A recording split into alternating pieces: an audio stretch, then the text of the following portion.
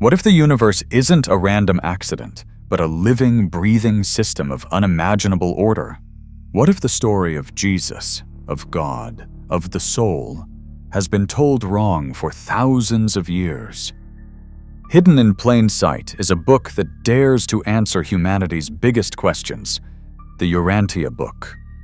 Not written by humans, but dictated by higher intelligences, it offers an account so vast, so structured, and so spiritually provocative that it challenges both science and religion. In this video, we'll explore what makes the Urantia Book a cosmic revelation, a threat to traditional systems, and perhaps the roadmap to our spiritual awakening.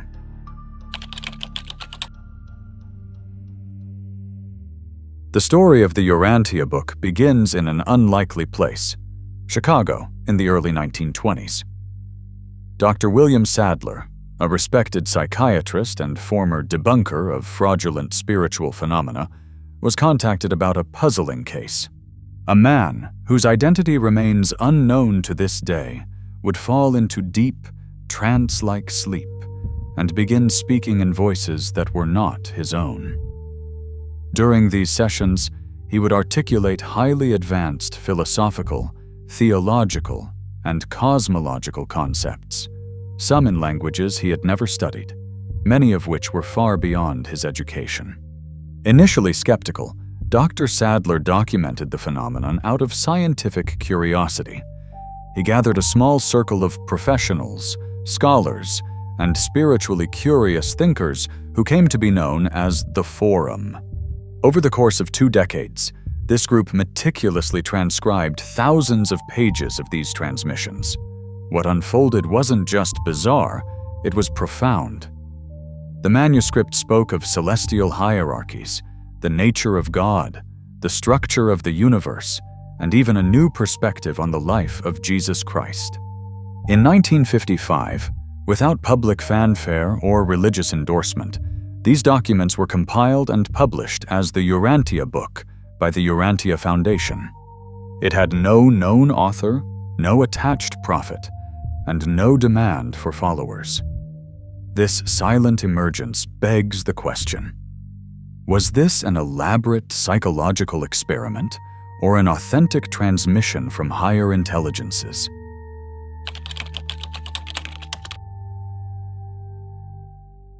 According to the Urantia Book, Earth is not alone in the vast stretches of the universe. It is known as Urantia and is merely one of billions, perhaps trillions, of inhabited worlds spread across an unfathomably intricate cosmic design. At the very core of this creation lies Havana, the eternal and perfect universe. Havana is the dwelling place of the Universal Father, the supreme origin of all existence, radiating love, intelligence, and purpose. Surrounding Havana are the 7 super-universes, each composed of countless galaxies and inhabited planets. Our own super-universe is named Orvonton, and within it exists the local universe of Nebadon, our cosmic neighborhood.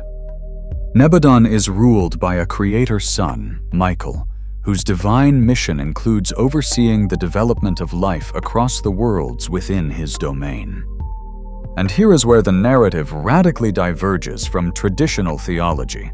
The Urantia Book identifies Jesus Christ as Michael of Nebadon, a divine being who incarnated on earth not to serve as a sacrifice, but to experience human life firsthand. His purpose was to fully understand his creation through direct participation. In this framework, the universe is not chaotic or accidental. It is deeply ordered, spiritually administered, and driven by a cosmic plan where every soul holds intrinsic value and destiny.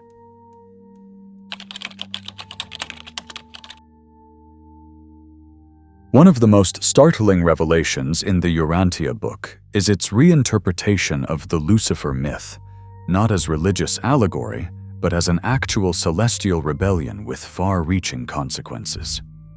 Lucifer, described not as a devilish figure, but as a highly intelligent and once noble administrator of our local system, Satania, chose to reject the authority of the universal Father. He wasn't alone. Alongside him stood his associate, Satan, and Caligastia, the planetary prince assigned to Earth, or Urantia. This wasn't about flaming swords and banishment.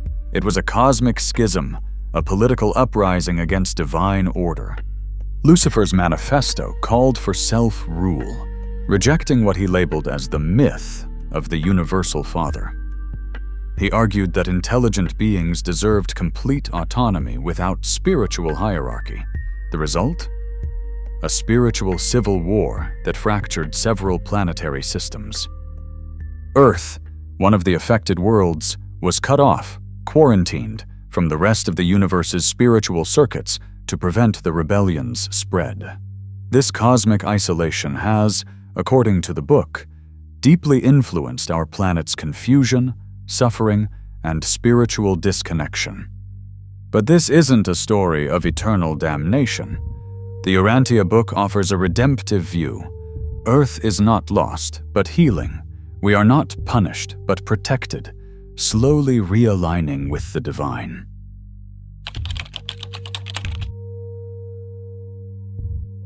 The Urantia Book radically redefines the role and mission of Jesus, moving far beyond the traditional portrayal of him as merely a sacrificial savior.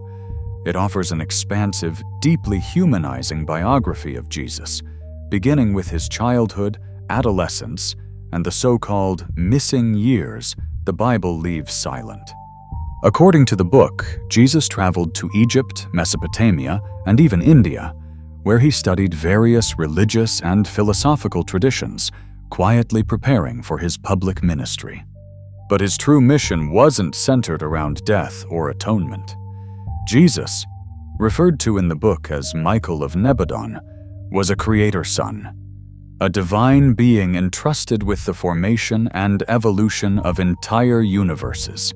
His incarnation on Earth wasn't about appeasing divine wrath, but about fully experiencing life as a human to gain the wisdom, empathy, and lived authority to rule his universe with compassion and justice. His crucifixion, therefore, was not a divine requirement, but a tragic consequence of humanity's misunderstanding, fear, and resistance to truth. Jesus didn't come to be worshipped. He came to be understood. He didn't demand blind faith, but modeled conscious spiritual living. He's not just the Son of God. He's our cosmic brother, guide, and the highest example of divine alignment in human form.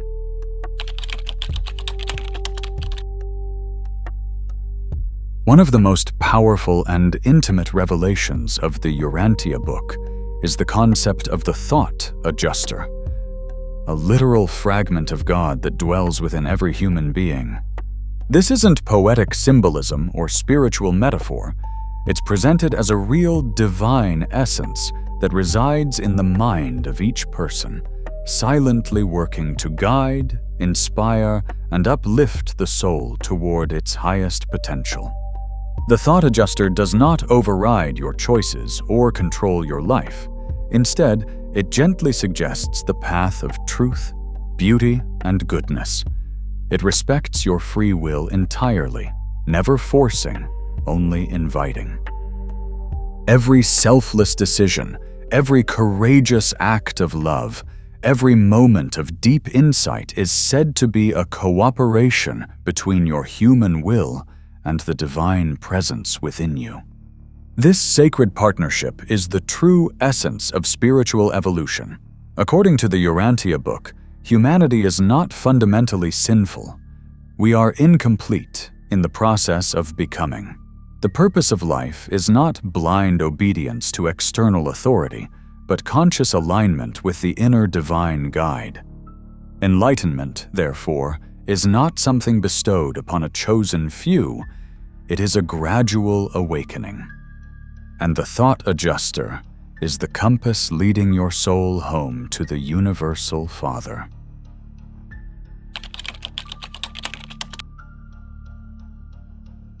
According to the Urantia Book, death is not a conclusion, it's a transition.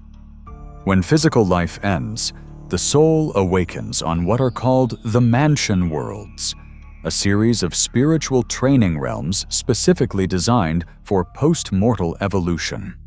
These are not realms of reward or punishment like traditional concepts of heaven or hell. Instead, they function as cosmic classrooms. Here, souls undergo structured learning, healing, and transformation to prepare for higher levels of existence.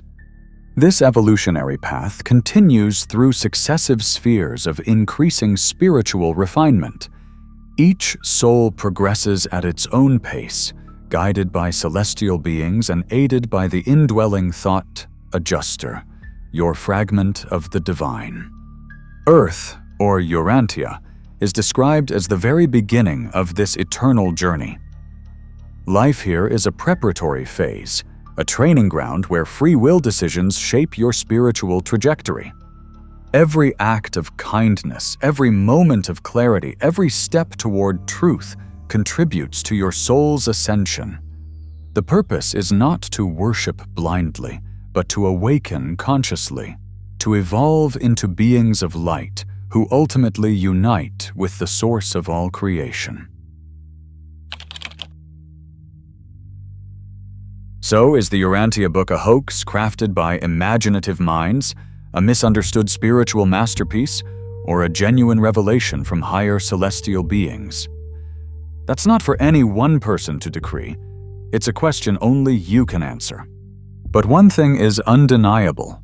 This book is an invitation to challenge your current worldview, to explore questions you've perhaps never dared to ask, and to reconsider the very nature of existence, divinity, and the purpose of your soul. Whether you view it as spiritual fiction or sacred truth, the Urantia Book forces you to think, deeply and freely. It doesn't demand blind faith, it demands curiosity. It doesn't offer dogma, it offers an expansive vision of the universe where science, philosophy, and spirituality converge into a single, cohesive narrative. If this video sparked even the faintest flicker of wonder within you, don't let it fade. Pick up the book, question every page, reflect on what it means for you. And if you're hungry for more explorations like this, into forbidden wisdom, cosmic mysteries, and hidden knowledge, then hit that like button, leave a comment, and subscribe. Because sometimes the greatest truths are not shouted. They whisper from the quietest corners of forgotten books.